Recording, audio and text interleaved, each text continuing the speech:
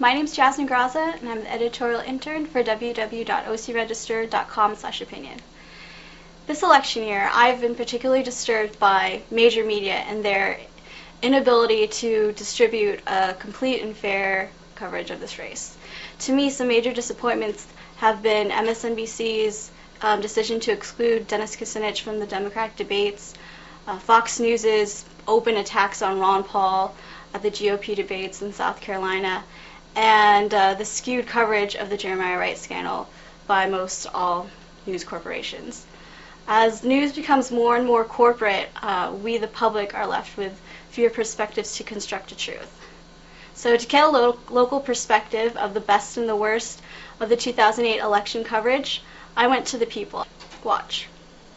I would say CNN probably did the best coverage. Anderson Cooper hosted the debates that were here in Los Angeles at the Reagan Library. I was able to go there and watch the debates live. And from my coverage with them, I was impressed. I did notice some news corporations were biased towards candidates.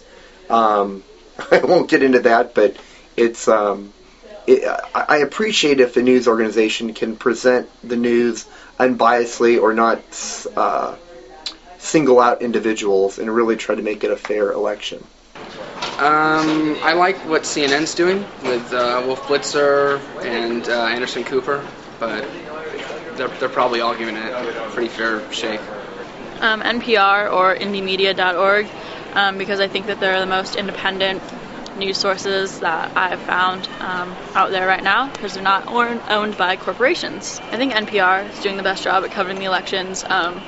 They're having a lot of coverage right now, and like primary sources, stuff like that, the kind of things that you would see on like C-SPAN and stuff like that. And so I think that that's really good, because you're hearing things like direct quotations and things like that. So I think, like, obviously all the channels are devoting a lot of time to covering the election, but I mean, I've heard a lot of things during the election that have been skewed and have been like misinterpreted, and I think depending on how that channel is biased, then they'll pick different things to say. So I think the best thing to do is not just rely on one channel, but to like listen to all of them, different ones, and then to be a critical thinker. I think that's probably the problem with a lot of the interpretation of the media, is that it comes out one way, but the people don't really know where it's coming from, and they don't really care to find out.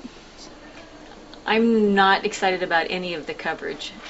Honestly, I feel like it's a lot of people picking out sound bites and not connecting them to the big picture and making a story out of,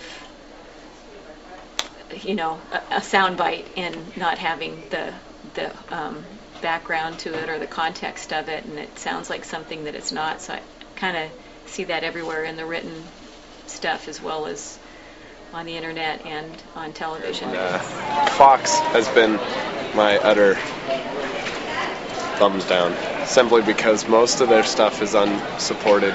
Most of their facts cannot be traced back to what they originally say, or cannot be backed up by other facts. The way they portrayed Obama, the way that they portrayed Hillary, they've like made it like they make it look like they're in bed together, or they make it look like Obama is this horrible person. They said that on their website, Obama doesn't wear American flags. He doesn't pledge allegiance to the flag. That you can't say that kind of stuff without a statement from him.